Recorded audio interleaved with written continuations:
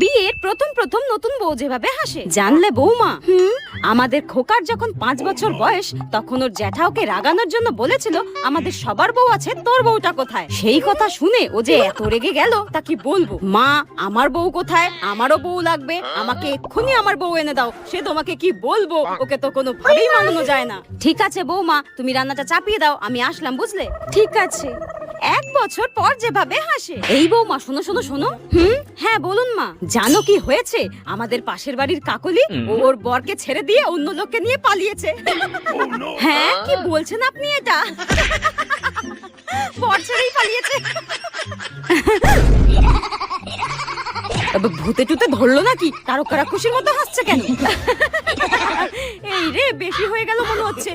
মা, ওদিকে আমাকে রান্না চাপাতে হবে, আসলাম আমি। হ্যাঁ, এই বউ তো ডাইনির থেকেও ভয়ঙ্কর করে হাসে, পুরো হিহা করে কি হাসে।